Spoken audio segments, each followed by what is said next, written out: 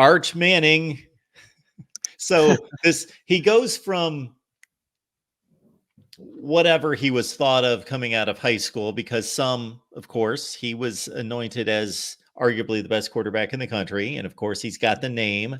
But then there are other people who saw some tape, and less about the tape that he showed, that he put on tape, and more about, well, look at this competition. It's awful.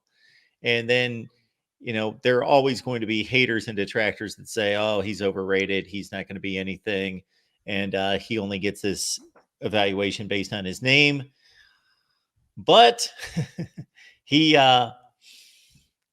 obviously has a load of talent, and he has had the type of coaching and been surrounded by football brains his whole life to have that type of approach and mindset, and has gone to be coached by the best and mentored by the best. And he definitely looks the part. Yeah, I was thoroughly impressed, and it's not the numbers, even though they're gaudy for a spring game. 19 of 25, 355 yards, 3 touchdowns, and then a pick when he threw a Hail Mary at the end of the game. So that's not a big deal to me. What was super impressive was the decision making. Every time I thought he's going to get flustered or just throw an airmail a pass, he would read everything correctly and then drop it down to a running back or run, or just decide, hey, this isn't the play for me. Go to the check down as a wide receiver as well. And then also the footwork in the pocket. He was fantastic at climbing the pocket. That's something that honestly Quinn Ewers still struggles with. And like you said, Mark, I think when you have 2 Hall of Fame QBs as your uncle, that's like something that they've probably drilled into him from a young age is, hey, climb the pocket. Peyton Manning's one of the best at that in the history of playing football. So it really helps out when you have him as an uncle. And then the arm strength. We've heard in practice that he had a stronger arm than Malik Murphy. That's what we heard. We heard he has a stronger arm than Malik Murphy.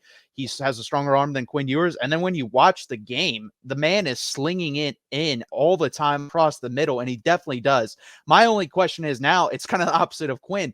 Does he have the touch on the deep ball? I've seen the rocket down the middle of the field. I've seen the rocket down the sideline. I've seen the accuracy. I've seen him climbing the pocket. I've seen the good decision-making. Honestly, it's just touch now. If he can layer the football past linebackers and in between safeties and stuff like that, then I think you have a guy that is deserving of the best high school recruit of all time, is basically what he was heralded as. And like, people can give him crap. Maybe his name bumped up a little bit, but I heard 3-star, 3-star, 3-star.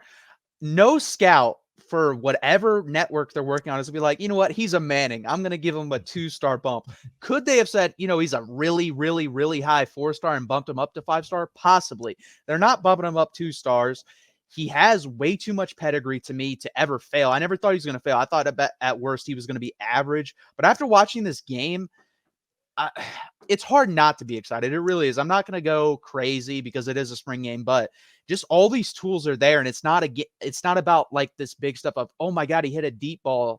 I would expect in a spring game you could hit deep balls. It's about the anticipation, the arm talent, and also climbing the pocket, the little things. So I was thoroughly impressed.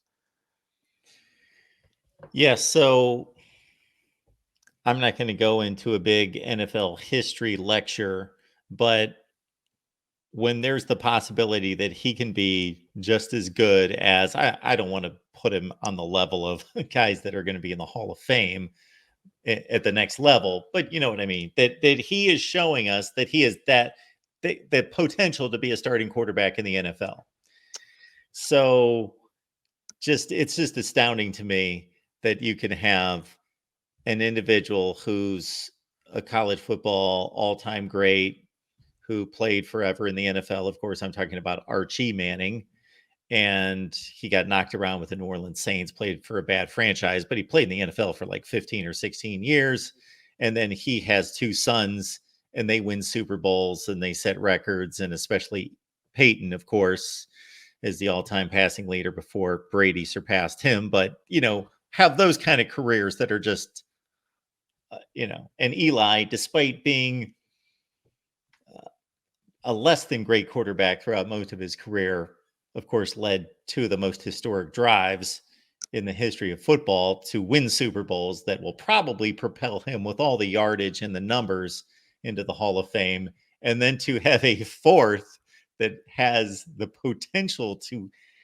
And again, nobody ever wants to project somebody's going to throw for like 60,000 yards in the NFL or anything crazy like his uncle did. But to have four of those guys in the same family is just crazy to me. Well, and on top of that, your dad was a really good Yeah. wide receiver and probably would have been a pretty damn good college wide receiver if not for the injury to his spine. Yeah. So, I mean, yeah, they're just really good athletes. I mean, Peyton, especially, I know because he's my favorite athlete of all time. That was so cool getting Arch. The work ethic that goes into what those guys do and what I've seen them put in, it's really impressive. So, and that's the thing. That's what the first thing Steve Sarkisian said when he walked on campus is one of the hardest workers on the team, studies, junkie, loves it. I mean, that I just don't see how he fails. I don't see how he fails. It's really hard for me to see that. And then the third string quarterback goes out and plays very well too. And what really impressed me with him is again, like the understanding of an offense. He's ahead of where Arch Manning was last year, Trey Owens. So I was really impressed. I actually think our quarterback room's better than it was last year, and last year was really good. And going to the season, I thought it was the best in the country, and the spring game just reinforced that times 100 for me. Our buddy Mike Ford here, and we're not going to make this about the Mannings, but I have to address this. No, Eli he was good. Eli did not win a Super Bowl. He kind of derped his way through while his defense won them. Okay, Mike, you need to go on YouTube after we're done, of course. You get on YouTube and you review not just those Super Bowls, but some of those playoff games and the stats and watch the games. You're off base here.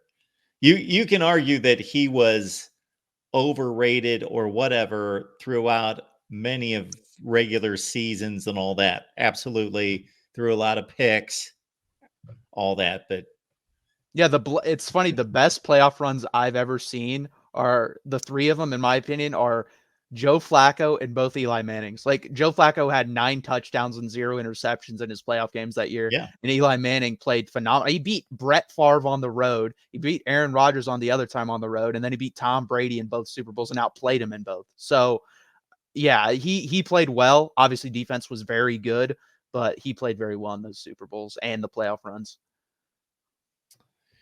all right.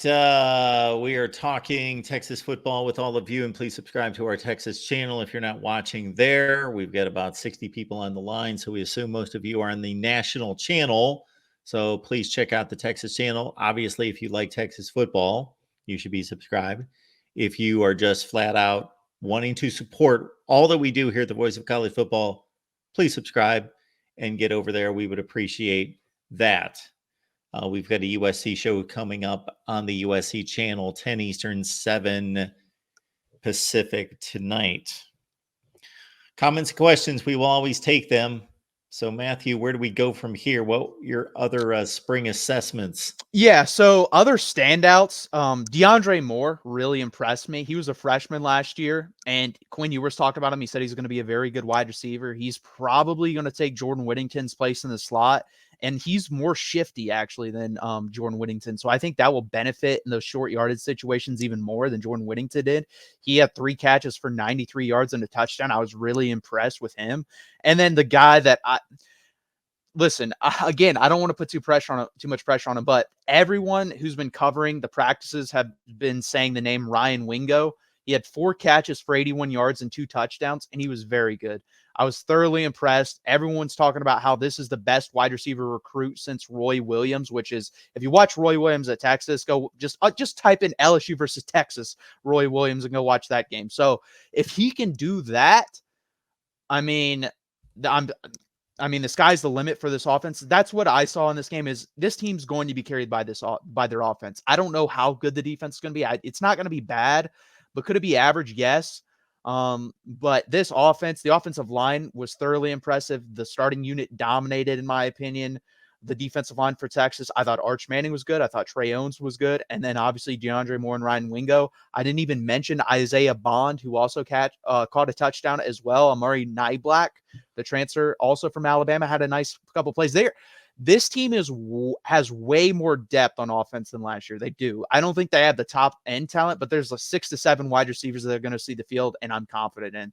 And then on the defensive side of the ball, the one guy I did see, redshirt freshman Colton Vasek, 3.5 tackles for loss and 1 sack. I think you're going to see him a lot. It's going to be a lot like Ethan Burke last year for Texas, who came in and had 5.5 sacks for the team lead. And I think Colton Vasek can come in and have that same type of play on the defensive line. I think the edges on the defense are going to be great. You have Trey Moore, Colin Simmons, Colton Vasek, Barron Sorrell, Ethan Burke. You're going to have a nice 5 to 6 man rotation up there. It's honestly going to be, can the defensive tackle situation just be average? And if it is, I think this defense can at least be average, because I do think the secondary has a lot of talent. They just have to show me whether they can produce. And that's another thing. I don't know. There are certain teams, certain spring games where one side of the ball is always going to look better because of who your coach is. And I'm thinking that's what happened, because Steve Sarkisian's going to want the offense to look good. Guess what? That's his side of the ball. That's his baby. We'll see what happens. And hopefully that's the case, because the secondary, again, did get lost sometimes. That scares me. And that was the weakness last year. They never really were lost last year. They just weren't great at playing the ball. That's something that we need to get better at. But those are my takeaways from the spring game right now, Mark. I just can't let this go because Mike Ford can't let it go. You know, Mike, I just counted. I went to all-time interception leaders among passers in NFL history. Brett Favre's number one. Well, Brett Favre's number one. 14 of the top 20 are in the Hall of Fame. So these guys throw interceptions. And so Eli Manning's interception percentage is almost identical to, you probably, Mike, think this guy's a great quarterback because he is, Dan Marino's. They're almost identical. So again, I'm not claiming him to be Tom Brady or Peyton Manning. He's not that good, but he was really good. And he was incredible in those 2 playoff runs. And you're bringing up Phil Simms, Mike. Yeah, he did have a great Super Bowl, but what he did in his playoff runs are nowhere close, not even in the vicinity of what Eli Manning did for the Giants.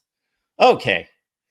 So you pretty much answered the question, Matthew, because John D'Adamo threw it out there. You know, was it Arch or was it the defense was that bad? And you outlined how impressive he looked doing all the things that he did, both arm talent, arm strength, and then also just anticipation of the throws and the decision-making and everything. So I looked at something today that was claiming, coming out of spring practice, that the Texas issue is still secondary. Yeah, I think that's, again, it's hard. We're definitely more talented than last year. I mean, you have Michael Taft, Derek Williams, who was a freshman last year and was great, is only going to get better. You have Xavier Filsaime come in, 5-star freshman at the safety position. Andrew Makuba, who was really good at Clemson. I mean, he was so good there. He was getting in mock drafts. He was a 3rd-round pick. So I was shocked that he didn't just declare for the draft and to come to Texas. He's going to be our safety or corner. And then you also, people don't realize we didn't have Jahdae Barron playing, who's kind of like the quarterback of that secondary. So that would have helped out a lot too. Malik Muhammad, he's kind of the same thing as Ryan Wingo was last year on the defensive side of the ball. He's the best cornerback to step on Texas as a freshman in over probably 15 years. So there's talent there. The question is, can it be brought together by Blake Gideon and those guys on the back end?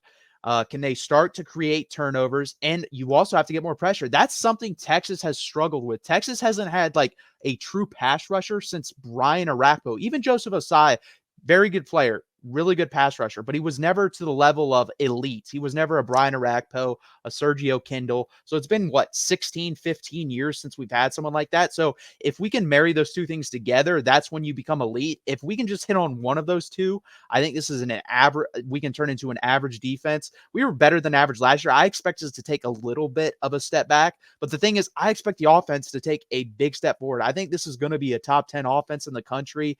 We have way too much talent on the offensive line, way too much depth on the offensive line. And the same goes for the wide receivers and the quarterback. Like, if Quinn Ewers gets hurt, I have full trust in Arch Manning to go win almost every game on our schedule. I'm going to say probably on the road at Michigan in week 2 would be a struggle, and then Georgia at home. But every other game, I think he could win.